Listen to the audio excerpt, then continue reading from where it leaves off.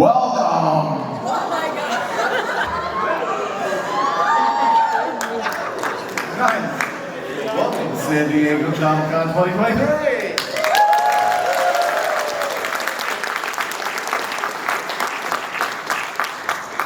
We are up here discussing Spider-Man, Untangling the Spider-Verse.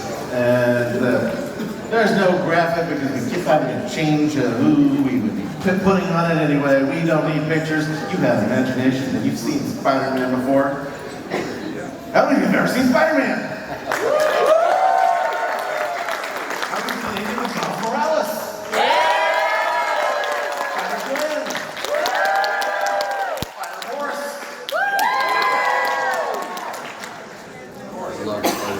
Ben Riley. Dr. Travis Langley, distinguished professor of psychology at Henderson State University, best known as author of the book Batman and Psychology, A Dark and Stormy Night, which I should have thought to take out of my bag to show you.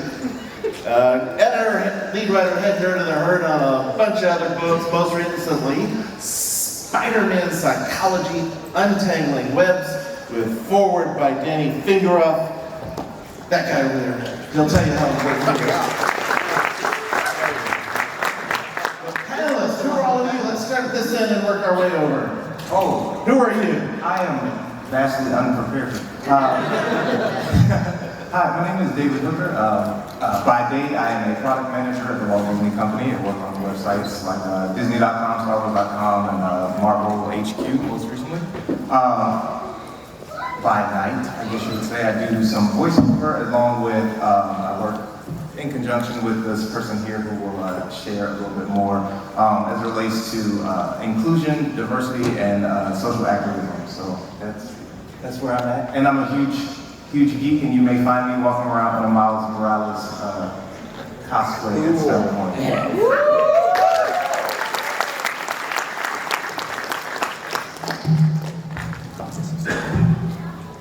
Hey y'all, my name is Natasha Lee. I am a senior dev support analyst at Insomniac Games, so I work on the Spider-Man games and currently Spider-Man 2. I hope you all are excited.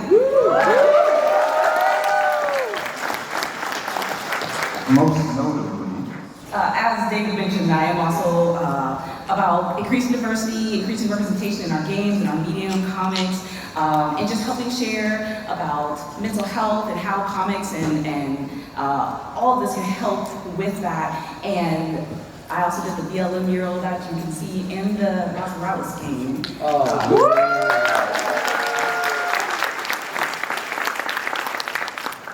Okay, well, my name is Eric Bailey. I recently retired from the English department at Henderson State University, where this guy is still working away in the psychology department. I have a job. He has a job. That's a nice way of putting it. But Travis and I have been talking Spider-Man and other such topics for centuries, and that's literal, since we were youngsters. And I'm a writer, a thinker, a talker, and just pretty much, if you guys need some things fixed later, I'm kind of a handyman. You'll find my rates very reasonable, very competitive. No, but I am very honored to be here, especially this panel, and with this distinguished colleagues here. So thank you for having me. We're looking forward to talking about Spider-Man.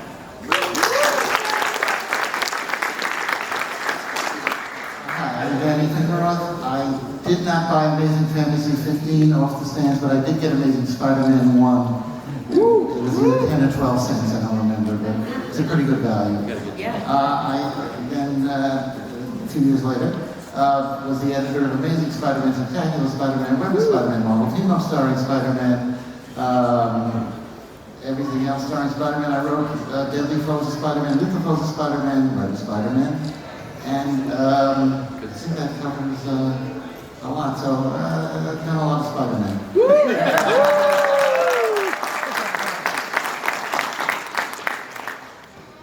Hello, I'm John Semper, and I, like Danny, started out picking up the Spider-Man comic book in the subway, plucking it off the rack, and buying the earliest issues, fell in love with the character. Fast forward many years later, I had the great fortune of being able to bring him to life on the TV screen I was the producer and head writer of Spider-Man the Animated Series of the 90s.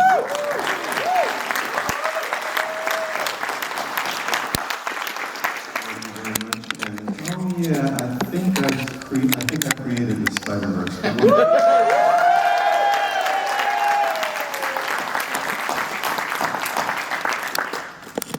Geez, that's a follow.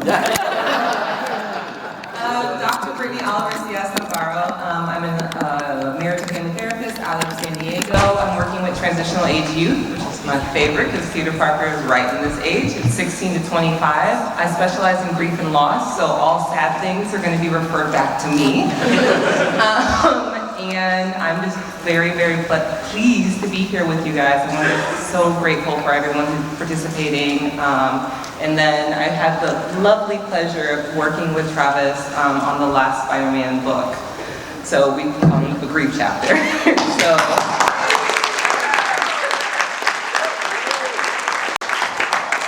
Speaking of which, pass this down. All things that. All right. Before we get into the range of spider people and horses and pigs and cars and so forth, Peter Parker, original Spider-Man.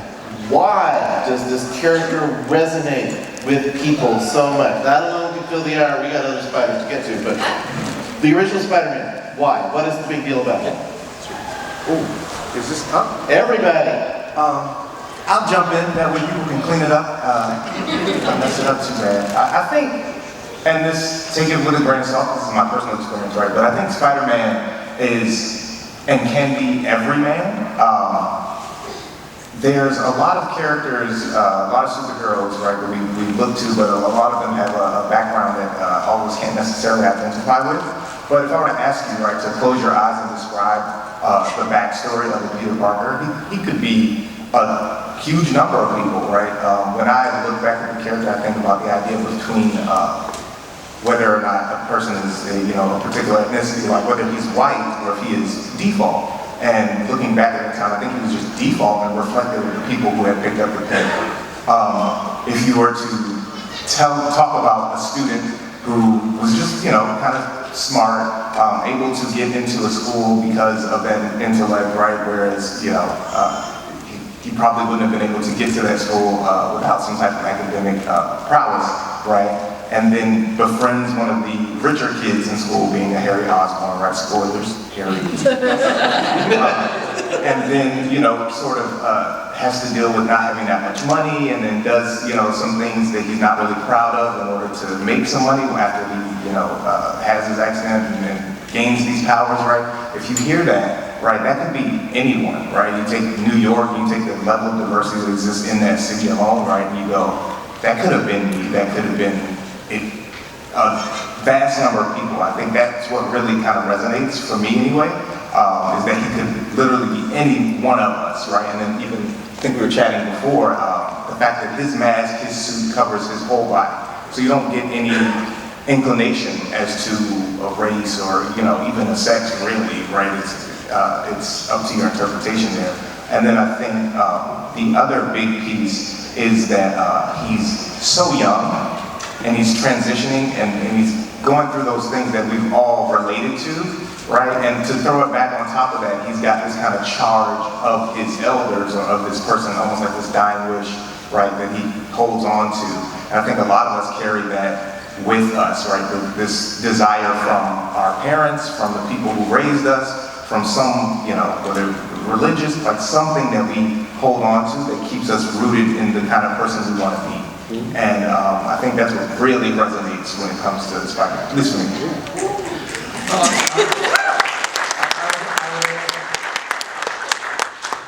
Travis, this might be some continuing conversation we've been having for the past 20 years. But he's neurotic, right? And I turned off my mic at the big dramatic moment. There they go. He's neurotic. Yes.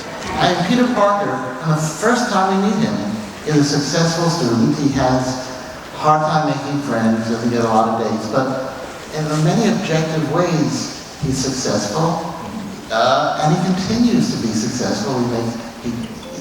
Despite tragedies and challenges, he defeats all these he gets the superpowers and defeats the supervillains. He eventually has two beautiful women fighting over him. He becomes very kind of suave, and there's a classic scene where the Scorpion has just defeated, I think, the Scorpion, and he and Betty Brant are like hiding behind the desk, and it's very romantic, and Peter is very suave. He's really a winner, but the tape in his mind is that he's a loser. He overcomes great adversity, but he deals with what a lot of, maybe I'm going too much about myself, but what a lot of us deal with, which is nothing's ever good enough, and that's a challenge. There's so many voices in our heads and our past, even just, despite beating Dr. Octopus and beating the Scorpion and having a big joke on Jonah Jameson. So I think it's really relatable that people feel they could be him. Well, it isn't even so much that nothing's good enough, it's that he's not good enough. Well, And I think, that we all kind of harbor feelings of, well, we're not good enough, we haven't done enough. What's the imposter syndrome? Say again? Imposter syndrome. Yeah, exactly, the imposter syndrome. And when you're wearing an actual mask and costume, you're There you go. Yeah. Absolutely. Listen, when I picked up the comic book as a kid, Peter Parker and I were the same age. He was not popular. He did not have women fighting over him. And everything seemed to not go his way. He was like Charlie Brown. Everything, this is the early Peter Parker, before he got kind of a little more suave and hip and had two girlfriends. Always he faces the kinds of things that we all face. He faces trials and tribulations, and he faces achievements and failures. And I just found him tremendously relatable as a kid. I thought, this guy's my age, he's living my life, the life of a teenager, of every teenager everywhere. And I think that was the genius of Stan, amidst the world at that time of all these superheroes who were better than we were in ways. And we read them because they were so powerful. He created a character that had powers, but really was more like us. And when I was doing the animated series, when I was writing the animated series, I told all my writers, this is the Peter Parker story. This is not the Spider-Man story. Spider-Man is just another complication in Peter Parker's life. That's nice. And that's, I think, the appeal of why we, to answer your question, why we still care about this character. Because he is just so relatable. We live the same kind of life that he does. Yeah, I was going to say, I think about lifespan development. So much of us come into comics, come into pop culture right around the same time, and so you can see yourself reflected in this character. Regardless if it's his mistakes or something else, he is human in so many ways, even though he's super, right? And so I think that the choices that he's making, we don't demonize him in a way, we give him a lot of grace, a little bit more than some of the older characters who have inherited some of these traits. Because we see ourselves reflected in that novelty of that youth. Because none of us knew everything when we were his age. Some of us still don't know, including me. And so I think that the age part, the lifespan development part, is so critical of his character development, because then you get to see what were the choices, what are the best choices at 18, 19, 20, 21, 22 that I can make, especially backed up by my trauma experience. Because I'm a child I'm an early orphan, and so looking at a character like this, I get to see that my mistakes, my choices, my decisions sometimes are based off of the wildness of the world, and that I don't necessarily have total control, and it's not by any fault, it's not to make me bad, it's just to make me young. And that's okay. I think that's an excellent point. The thing about Peter, to me, is interesting, is that even when he's being heroic, or, well, at the beginning, he did what a lot of us would do if we had superhuman powers, and thought, how can I bank on this, right?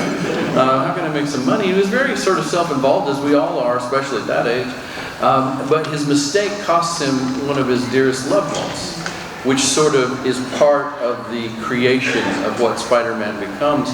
But even later on, when he tries to save Gwen, and then we see what entered into, at least my friends' circles, the greatest debate. When he tried to save her, did he in fact kill her by stopping her suddenly? And I think they resolved that in Civil War, that was stated, I think. But despite that, he tries his best, and yet, you know, his best sometimes isn't good enough, and that's something I can relate to. Despite what we want to do and control and be the heroes of our own lives, there are always things beyond our control that make that impossible, or mistakes we make that are permanent. And for me, that's Peter, and that's the character that I really related to as a youngster. You know, trying to find my own potentials, trying to act upon the world and become the hero of my own life, and realizing, you know, you can either make a bad decision, as he does at the beginning, or you can even make a good decision, but it ends badly. And so the complexity of that character has always appealed to me. That really resonates with, you know, trying his hardest and still things don't quite pan out. And I think it resonates with all of us, you know, just we tried to get this job, that job didn't turn out, so another job ended up happening, or, you know, I then kind of happened upon the space that I'm in almost as much as I've tried really hard to get to that space. And so it made me think back, you know, almost instantaneously to, and I have to give my flowers to my friend John over here, to the episode of Spider-Man on the TV show when he gets rid of the black suit finally. And so the bells are ringing, and he gets rid of the suit, and so you think, oh, yay, he did the right thing. He's no longer, and then the suit drips down and gets on Eddie Brock. And like, that's Spider-Man's story, right? It's like, he tried, he did the right thing, but now you kind of created a new enemy that you gotta deal with, right? Like, and such is life, right? I think that. Absolutely, that's good. Yeah, he both loves and hates being Spider-Man at times. I think it's issues 2 and 3 way back when. One ends with him thinking about how much he hates being Spider-Man, and the other one starts with, man, I love being Spider-Man. Yeah. He loves swinging over the city. Yeah. Is that part of what you meant when you called him neurotic, Danny? Danny and I have, on a bunch of occasions, had a panel titled, Who's the Most Neurotic Superhero? Spider-Man. Spider-Man. Or Spider-Man. According to Danny, spoiler alert, it's Spider-Man. Although John took issue with that last year because, Big time. well, Batman's way more messed up than John put it. But what do we even mean? To me, one of the things when we were going through working on this book, Spider-Man Psychology, Untangling Webs, when we're working on this, that really hit me about part of what that means. The neurotic, and what it means with how you're handling stress poorly, but it's heavily weighing on you, is that when John Ostrander and others have called him the poster boy for the neurotic superhero, to me that's partly saying he's the poster boy for the human superhero. That, you know, Stan and Jack and Steve and others were bringing humanity into the comics. And the superhero comics in particular, there's a time when they were kind of flat over at some other company. Yeah, we won't mention. I just think about this idea of shame. Like, do we hold, like I think I said this a little bit to account earlier, but what about lifespan development? We are introduced to so many characters later in life, and when you're having the same expectations of someone who does not have frontal lobe development, the same as others, like there is this expectation of your decisions aren't correct or aren't appropriate, and yet you are years younger than somebody else. Like what would be neurotic at 42 might look different at 22. And I think that we have to have a little bit more, again, grace, or this idea of compassion towards somebody in the developing ages, because we do see a lot of supers who are born into it, but so much of the highlight of his life is in his youth. Whereas so many other supers is later on when they have cognitive development, when they have a little bit more life experience and understanding of the world. Well, the best known of these spider superheroes, Peter Parker, Miles Morales, one version of Gwen Stacy, Silk. How many of you know Silk? I love Silk. She's got to be in a movie, so the rest of you will know, or I know. But they're in their teens, you know, when these things happen to them. And for them, the inciting incident in their path is not when they get bitten by the spider. It's when they discover the powers And then another inciting incident when they find a reason to put them to good use. Because Yes, they have the same origin as supervillains. Supervillains and superheroes have great power granted them, they somehow acquired, and usually, especially since the Marvel, but even Superman lost his whole planet, right? Batman and his parents. A great law. Every supervillain has the same story. A terrible thing happened to me, I gained great power. The heroes go, I will use it to make sure nothing bad happens to anybody else. The villains go, I'm getting payback forever from everybody. But it's the same origin, so what makes them heroes, whether neurotic or whatever you want to call it, is transcending, you know, what for most people would just be a lifetime either of paralysis or revenge. But I think that goes back to just giving yourself grace. And I think that we as readers, and we give grace to Spider-Man because we see so much of ourselves in him. We may not have it all together in our own lives, but seeing Peter struggle, overcome, and grow has helped us kind of give grace to that character and see that, oh, it's going to be okay, like we can overcome this. And I've seen it with, you know, you saying that him becoming suave. He started out as just super geeky, he didn't have many friends, but then he gradually becomes to own himself. He steps into his Spider-Man-ness, and I think that helps us all, as we all grow up with these characters. We all bring this with us as we age. I've begun to see myself like, I thought I was a fool, you know, as a kid, you know, I'm like, oh, how can I do these foolish things? How can I mess up like this? And now as I'm getting older, I'm just like, well, I'll just take it with a grain of salt. I gotta keep going, I gotta keep trying. And I think that we constantly see Peter keep trying, even when he's dealing with the imposter syndrome, which so many of us happen to deal with. Yeah, I never saw it as being about a neurotic character. I always saw it as a coming-of-age story. That's And nice. the arc in my series was a coming-of-age story Love for that Peter. series. And then, thank you. And then at the very end, you know, when he meets his creator, when he meets Stan Lee, he says, yeah, I'm not the guy that you created, Stan. I'm a different person. And there's a lot of truth to that. And yeah. He belongs to everybody now. Yeah. But I do think his sensibility is informed by the biographies of Stan Lee and Steve Ditko. Oh, yeah. I think Oh, yeah. Those two people, and then Romita, Right. pretty early on too. Yeah. You know, I think there's so much of that, what greatest generation, whatever you want to call it, people struggling against adversity and great loss. If you look at, you know, I think Ditko maybe had a different kind of loss. I'm not as conversant as his life, but yes, I wrote a biography of Stan. But Stan had great loss from early on and lived with great sadness in his house that he could easily have succumbed to. You know. Well, for me, all stories in some level help us deal with ourselves and our sense of what's right and what's wrong, you know, and for us, it's going to be a relative perspective, but I have seen archetypes that seem to show themselves again and again, and especially, that's why I love the superhero stories, an archetype of evil with this great power, you know, rather than the responsibility, it becomes about me. So you have an archetype of evil, sort of like a black hole, you know, a gravity of evil. And then the hero, the big difference seems to be that they take those powers and they try to use them outwardly for the benefit of others. A lot of times you see a keystone, which is somebody they love, they lose. And I notice that again, you talk about the grief, and my grandparents, the same thing, going through, you know, the greatest generation. And there's something that tempered them to deal with unimaginable loss.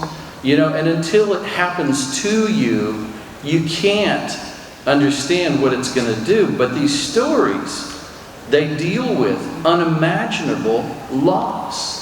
And in a way, it's sort of like riding a roller coaster, that you get that thrill, but you know you're probably not going to die. But the chances are in your favor. But in the stories with the superheroes and the supervillains, you know good versus evil. You know in the end, or you expect that good's going to win somehow. And in the development, I think, in the sort of definition of a hero in our stories, we try to take what helps us be heroes in our own lives. And I think that when I reflect on this grief and loss, and I so appreciate that point, how dare you do sad stuff?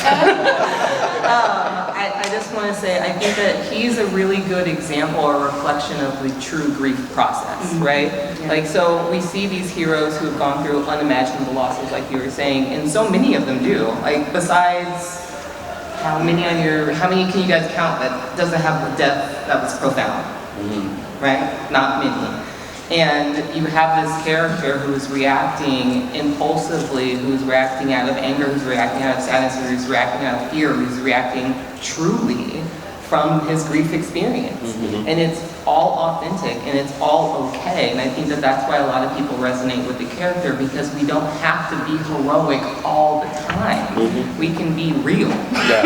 And I think that that's what is really helpful with building an audience and building a community behind this type of character, because it gives us so much sense of ourselves.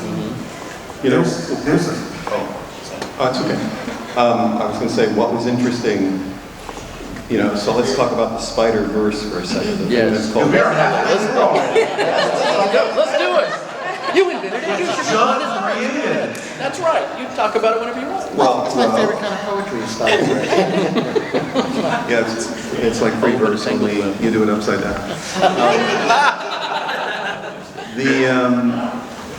When I created what I think is now called the Spider-Verse, the idea was for our Peter Parker, the guy that we had followed through 62 episodes, because I created it at the very end of my series. It was for him to see different versions of himself who had different life stories. So they were all him, but they were different because their lives had been different. And through that experience, you know, I mean, naturally there was the sort of fight and the, you know, protecting all of reality and everything, and the portal, the bomb that was going to go off in the portal that was going to remove all of reality, all that stuff they did in the movie. But my idea was that through meeting different versions of himself, it's kind of like It's a Wonderful Life, you know, and the one that I remember really coming up with and being excited about was the guy who had everything in his life go right. And, you know, he had lost Uncle Ben, he had gotten Gwen Stacy, and they had gotten married, and he was you know, kind of a tech whiz, and he had made a whole bunch of money, and he was the biggest jerk on the planet. And he was sort of like, why aren't I leading this, you know, this battle? And I thought it was just interesting for Peter to see, like It's a Wonderful Life, that all of that grief and adversity had actually made him a better human being. He was self-involved. So for me, that was one of the germs of the creation of this thing that is now called the Spider-Verse. That was perfect. That was the through line I was going to. I think when we discuss Peter and we kind of look at like the Spider-Verse, and so we take Miles and put him in center focus, I think one of the reasons we can pass that baton so willingly without some of the, I guess, backlash that we've kind of seen with other characters or other universes or things like that, is because he continues that through line of that continuity of that grief, of that humility, right, as a character, and that trying to figure it out, right? And I think with Miles, you get that plus what does it look like when he gets the mentor Peter kind of needed. And I think we really love that in the Spider-Verse. It's a great marriage of these continuities, right? All in these different places. And so I'm sure all of you have seen Across the Spider-Verse, but if you have not, or heard of it, or no, they saw it. Not shaming anyone. But if you've seen that, you've seen him get those glimpses, almost a pivot to what you're saying. So it's not necessarily It's a Wonderful Life, but this is the continuity of having that grief in all of these different versions of him, so that he does become, or each of those versions become the greatest version of himself, right? And what does it look like when we don't do that? Right. And how catastrophic could that be? So it's just a beautiful entanglement of all of the things that Nice, he worked out. They were detailed. I like that. So we see Miles and Gwen resisting that idea that it has to be a certain story. And I think that's going to be what we see unleashed in the next one. But I think we also attribute that to just youth. Like we have so much of, adulthood or people that are our elders telling us this is the way things have to be. You have to go through life with this plan. You have to go through life with these actions. And to see that represented in this world where the characters are actively fighting against that, it's kind of like, it empowers us to also try to be our true selves through what we gain from who we have as our mentors, but what we believe we can do for ourselves in order to challenge that narrative. You're the future, so, you have that high expectation. Oh no, I was poetry snapping. We can't forget sense of humor. That's another thing about Peter Parker. I mean, he was always the funniest. No matter, all the world is coming, apart. And he's going to crack wise. He's going to crack wise. And I remember that thing about my grandfather. He went through World War II, went through some of the worst things. He was the funniest man I ever knew. That sense of humor kept him going. That was what did it. It was like that shield against that pain. Let's crack a joke and let's take a step back and let's take care of business. But he's always cracking wise. And by the way, that's one of the reasons that you have to appreciate Stan. There are a lot of Stan haters, and he didn't do this, and he didn't write the stories, and this and the other. But the fact of the matter is, no artist wrote a joke. And the sense of humor was a huge part of what attracted me to the character. There was a kind of a renaissance in comedy going on in the 1960s. Suddenly, a comedian could command a symphony hall and do a 2-hour set. No one had done this kind of thing prior to the comedians who were just starting to do it at that time. And there was a renaissance going on, and Stan tapped into that, and Stan had a pretty good sense of humor. And so suddenly, Spider-Man was quipping, and this was a big deal in comic books. You never got that from Batman, you never got it from Superman. And Stan made, that's a great point, Stan made use of the medium.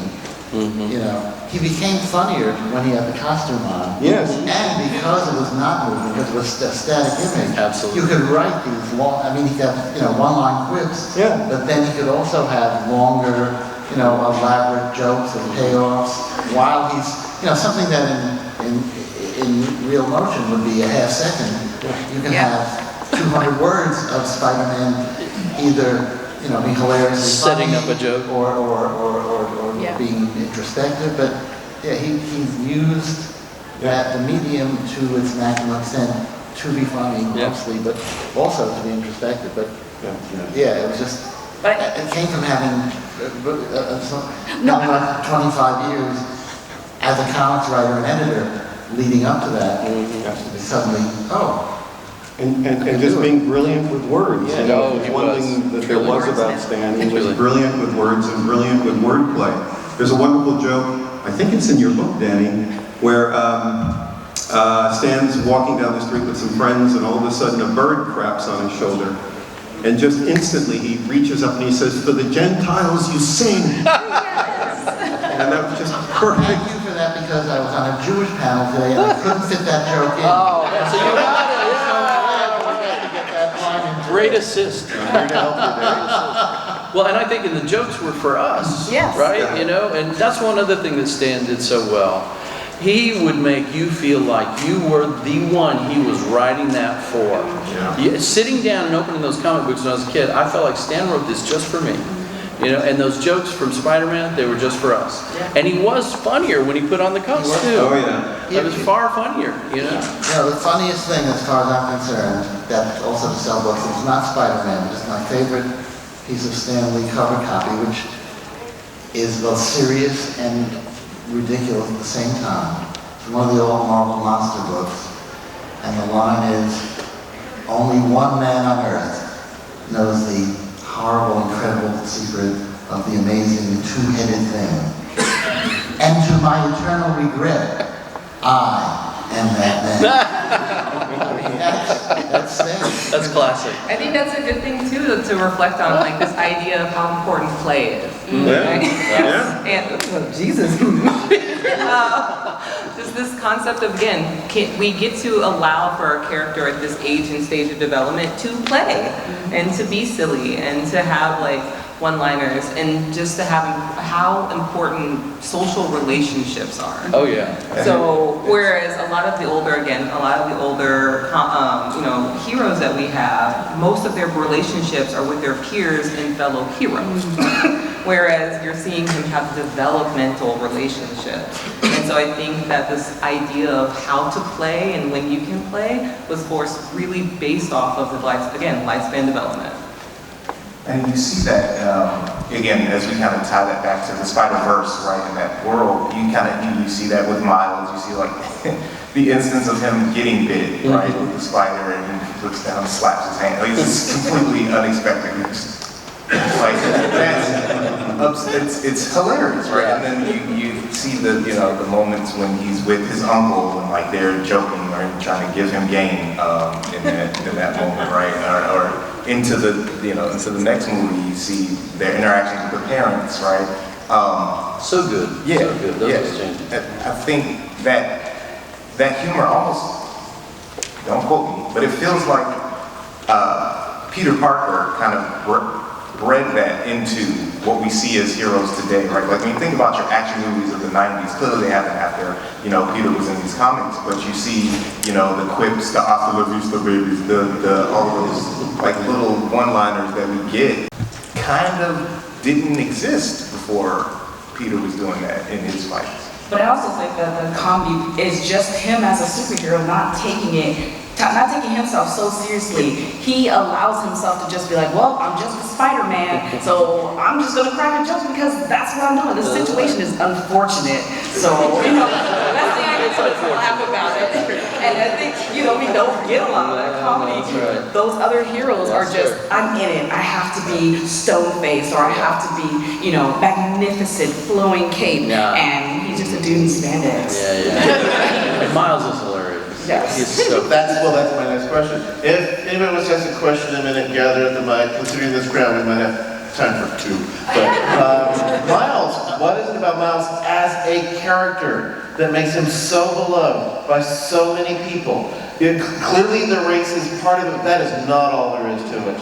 My grandson loves him just as much as Peter Parker. I'm going to point at her because in the process of making Spider-Man, I think there's some things that you all came to, the video game, the Spider-Man Miles Morales game, I think there's some things that you all decided to do that is synonymous with why he so resonates with us from a comic book point of view. Well, I think that we got more just the visibility of culture, like exploring other cultures within that already set up of us seeing a person that's relatable, that goes through their various issues that are in their prime of their youth. And I think that that is something that has drawn Miles to a lot of people, is that we're getting we're all into discovering new foods. We're seeing that, we're getting, plantains or something like that we're like, Miles is eating like this, or Miles is listening to this kind of music. It's helping other people kind of expand what their interests are. And so I think that is what has also helped, while it also being like, well, I love Peter Parker, I love Spider-Man, and now I have this new Spider-Man to kind of discover, who has, sometimes the exaggerated splatter of a black teen. But I think that helps kind of draw him in and make him as beloved as, or nearly, I don't know. I just feel like it's kind of, we haven't seen this kind of resurgence in a character that has had a mentee like Miles Morales. Well, and the thing about Miles that I love, he's got a great sense of humor, but you can very much relate to some of his choices. Like, if I had the option to do this or that and I were Spider-Man, I would do that like Spider-Man. And he makes those choices too, but I really think about Stan's words about Spider-Man can be anybody. And those resonate now through the diversity that we see through the Spider-Verse, and he becomes, all of us, and a representation, and having someone, and I'll just say this, my daughter, seeing a female Spider-Gwen, now she can imagine herself in that heroic center of the story, and that does wonders for children of all ages.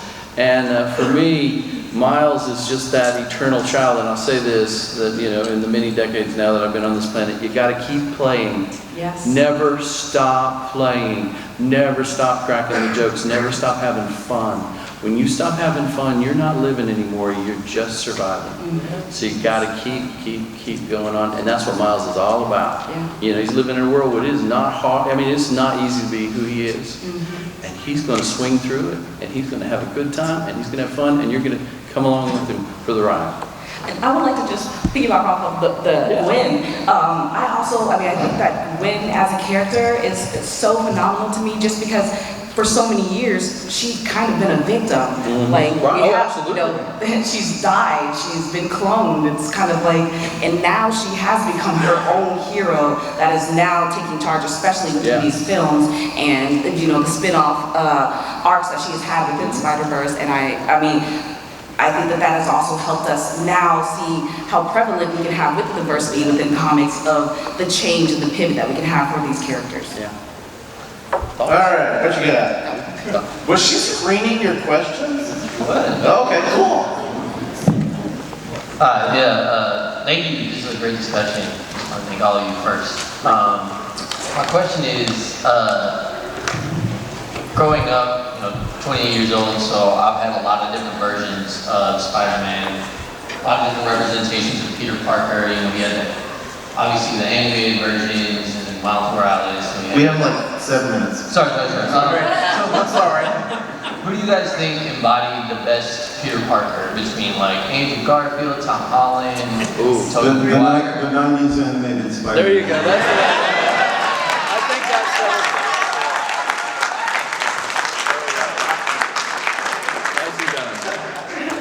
Thank you for asking me. Hello. So I grew up on the 90s Spider-Man animated series, one of my favorite shows of all time. My question is, what was your favorite part of working on Spider-Man animated series?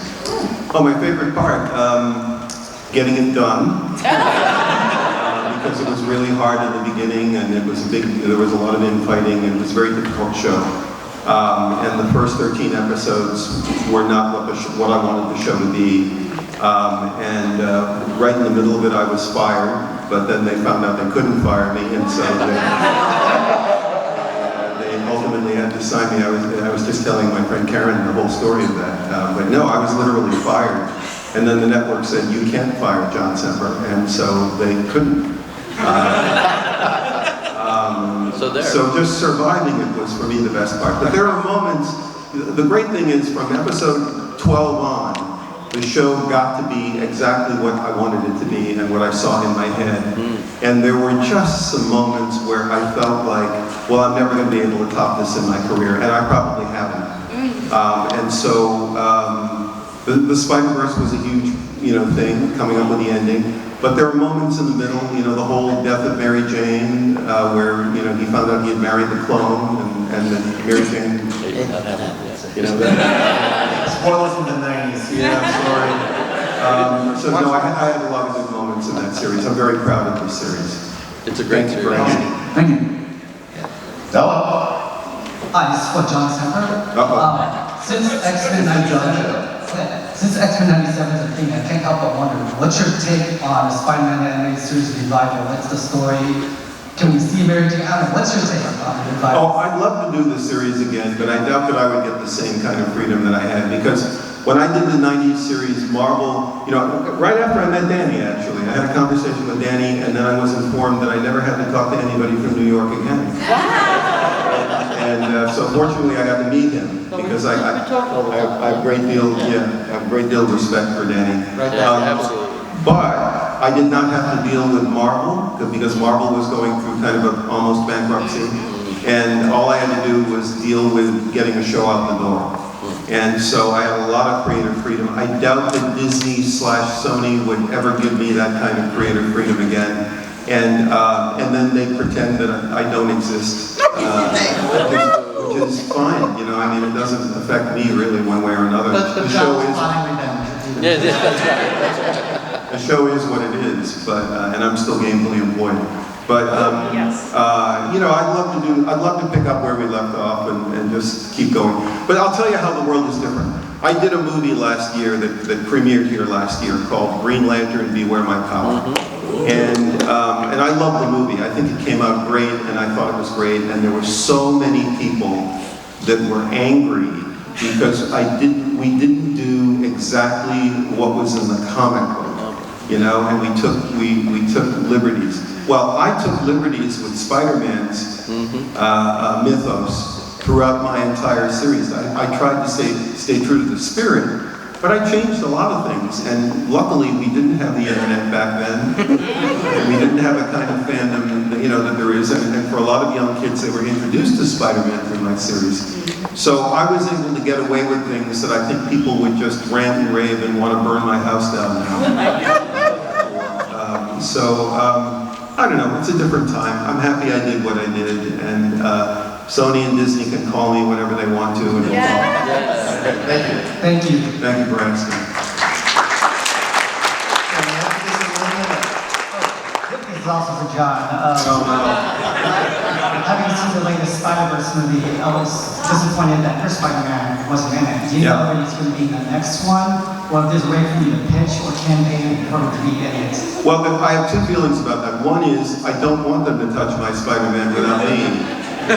So I'm glad that they've left it alone. I think they tried to kill my Spider-Man off in one of the series, but it really wasn't my Spider-Man, so it was fine. One of the animated series that they've done recently. The other is,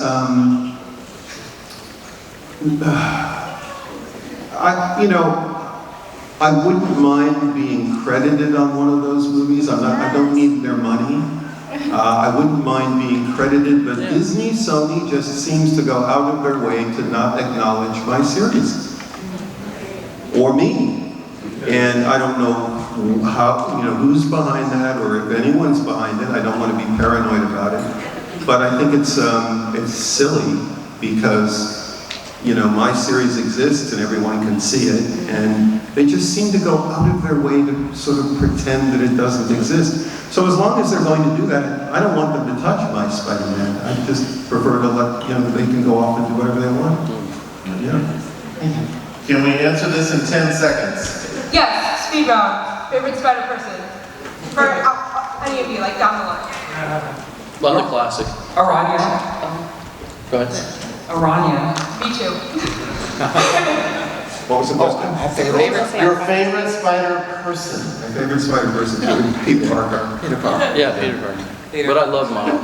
I love Miles. Does that make out as Spider-Verse? Love for I want to pick you.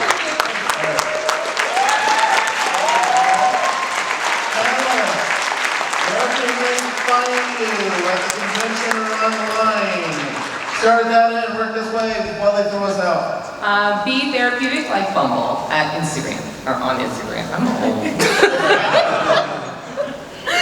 Just come find me on Facebook. I'm John Semper. You'll see my ugly face sitting there. I'm there, and I'm there every day. And I'm probably one of these days I'm going to set up a site that will be devoted to telling the backstory, because I recorded every meeting that I ever had. So I have to curate them, and I have Avi Arad and I have Stan Lee, and they're talking about the series. So one of these days, I'm going to create an opportunity for everybody to have access and hear some of that stuff. Please do. Okay, I'm on Facebook and at the incredibly clever Danny at DannyFingeroth.com. And he is. You can find me on Facebook, or you'll probably see me around here wandering around, so we can just sit and talk or whatever. I am at Love Usagi, LUVUSAGI, across all things. Instagram, TikTok, Facebook. And similarly, I'm at Hooktastic, that's H00K-tastic, on all the things. Instagram, probably the best way to get it. I'm one of the 10 most followed psychologists on Twitter, which isn't worth a damn thing. Facebook's the easiest way to communicate with me. Yes, we'll take this. She said, go away. Thank you all for joining us.